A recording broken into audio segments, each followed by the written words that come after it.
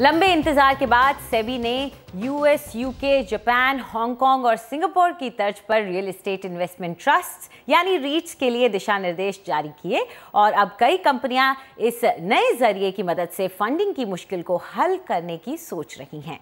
अंदाज के मुताबिक रीट्स के जरिए करीब 1 लाख करोड़ की फंडिंग देश और विदेश से भारतीय रियल एस्टेट सेक्टर का रुख कर सकती है। आज के शो में हम बात करेंगे कि आखिर रीट्स भारतीय रियल एस्टेट सेक्टर की डूबती नैया को पार लगा सकता है या नहीं। और इस मुद्दे पर चर्चा करने के लिए हमारे साथ मौजूद है आशुतोष लिमये, जो कि head research and real estate intelligence service हैं JLL इंडिया के, और साथ में कुलदीप चावला हैं जो कि फाउंडर एंड CEO हैं आस्क स्ट्रैटेजीज के। तो चलिए शुरुआत करते हैं। सबसे पहले आपसे आशुतोष, आपको क्या लगता है कि कितनी ज़रूरत थी भारतीय रियल एस्टेट को इन रीट्स की? ज़रूरत थी और ये काफ़ी अरसे से ज़रूरत थी। सो देर आए दुरुस्त आए हम कह सकते हैं। रीट्स की जो पॉलिसी आई है, फाइनल गाइडलाइंस अभी भी आने बाकी हैं, लेकिन रीट्स की आवश्यकता काफ़ी ज़्यादा थी। खास करके पिछले कुछ महीनों से जो हम देख रहे हैं कि रियल एस्टेट में लिक्विडिटी क्राइसिस जो चल रही है उसको संभालने में रीट्स की काफ़ी मदद मिलेगी। जो हमारी कॉस्ट ऑफ फाइनेंस है वो बहुत ज़्यादा हाई है और रियल एस्टेट एक रिस्की सेगमेंट की तरह देखा जा रहा था, तो लिक्विडिटी डेवलपर्स को अवेलेबल होने में रीट्स का काफ़ी योगदान होगा।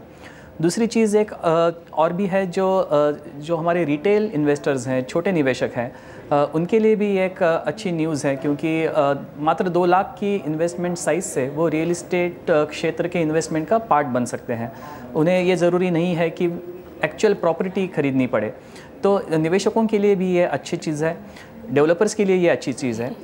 तीसरा जो स्टेक होल्डर इस न्यूज़ से काफ़ी आनंद लेगा वो है प्राइवेट इक्विटी फंड्स, जिन्होंने निवेश किया हुआ है इंडियन रियल एस्टेट में। ये जो 2005 में जब से FDI खुली थी, उसके बाद काफ़ी इंटरनेशनल प्राइवेट इक्विटी फंड्स थे जिन्होंने निवेश किया है इंडियन रियल एस्टेट में, और उनको अभी एग्ज़िट करना है। उनकी फ़ंड की लाइफ या तो ख़त्म हो चुकी है या ख़त्म होने जा रही है, और ये रीट्स आने से उनकी एग्ज़िट भी थोड़ी सी ईजी हो जाएगी।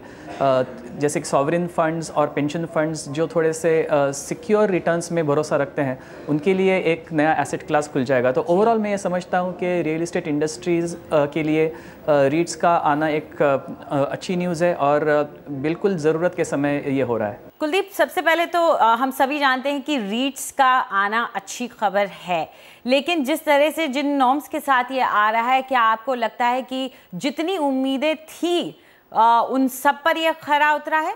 देखिए, ऐसा है कि उम्मीद तो बहुत थी, क्योंकि ये जो रेगुलेशन था ये कई सालों से एक्सपेक्ट कर रहे थे। कुछ साल पहले एक ड्राफ्ट पेपर भी आया था, तो काफ़ी बिल्डअप हो रही है, बहुत उम्मीदें हैं। इसमें 2-3 चीज़ें बहुत अच्छी चीज़ हैं। एक तो कि आप एक छोटी रकम जैसे 2 लाख रुपए के साथ आप इसमें हिस्सा ले सकते हैं। अगर कोई आम आदमी है वो पार्टिसिपेट कर सकता है, उसको 20, 30, 40 लाख की प्रॉपर्टी नहीं खरीदने की ज़रूरत है। पहली तो बात यह है।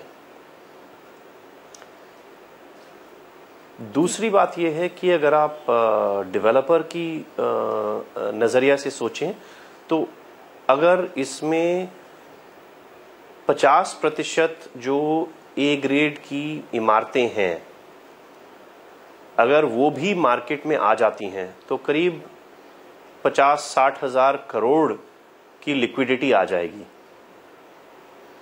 और ये मैं कहता हूँ बहुत अच्छी बात है, क्योंकि रियल एस्टेट सेक्टर में आज की तारीख में पैसे की काफ़ी कमी है, ज़रूरत है ग्रोथ की, तो ये भी बहुत अच्छी बात है।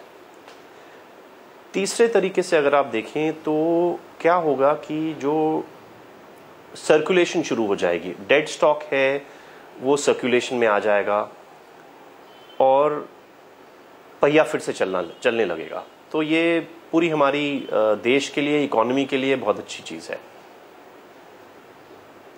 इसमें ज़रूर एक आध चीज़ है, जैसे कर की, टैक्स की है, वो हम बात करेंगे आगे, लेकिन